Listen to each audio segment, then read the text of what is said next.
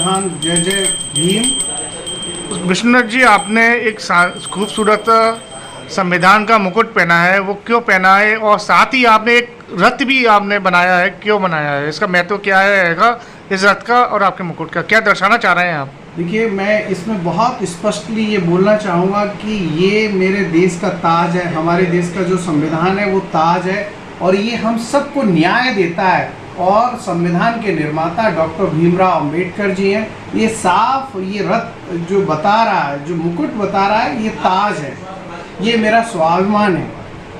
एक तो ये जो मुकुट है बहुत महत्वपूर्ण है, इसका संदेश। दूसरा, हमने अभी आज 15 अक्टूबर को गांधी अंबेडकर प्रार्थना रथ की शुरुआत की है, जिसका सीधा सा उद्देश्य है कि लोगों में संविधान के प्रति जनजागृति आए।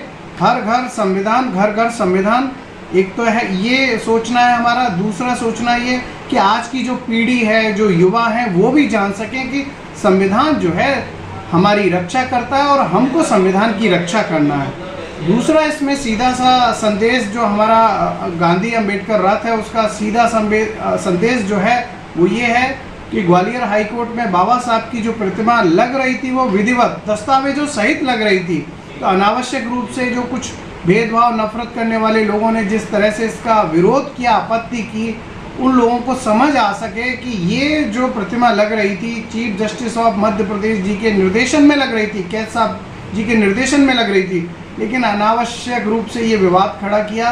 तो हम सबको ग्वालियर में बताना चाहते हैं कि किस तरह से लोग मानसिक बीमार हो रहे हैं भेदभाव के कारण। ये इस रथ का उद्देश्य है। इस रथ की शुरुआत कब से करेंगे आप?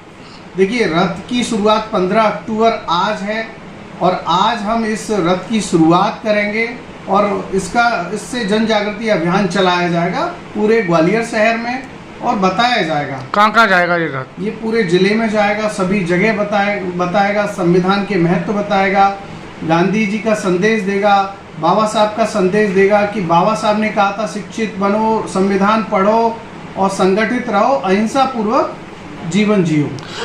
जैसे कि बचपन से लेकर राष्ट्रपति के ऑफिस तक और जनप्रतिनिधि के बड़े बड़े ऑफिस तक और साथ ही अधिकारियों के ऑफिस में अंबेडकर की फ़ोटो लगी रहती है, प्रधानमंत्री राष्ट्रपति के साथ साथ, अब जाके क्यों विरोध कर रहे हैं ये लोग?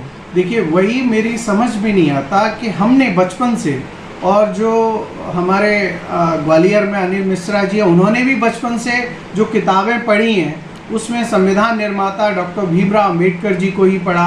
वो जिस चैम्बर में बार काउंसिल में बैठते हैं या जहाँ भी बैठते हैं, जिस शासकीय कार्यालय में जाते हैं, वहाँ बाबा साहब की तस्वीर लगी हुई है, संविधान निर्माता की तस्वीर लगी हुई है। और ये यही नहीं, सुप्रीम कोर्ट में बाबा साहब की तस्वीर लगी हुई है, हर जन प्रतिनिधि के पीछे बाबा साहब की तस्वीर लगी हुई है। तो इस तरह की बातें करना कि संविधान निर्माता कोई और है, ये बहुत दुर्भाग्यपूर्ण है और हम लोग इसकी बड़ी निंदा करते हैं।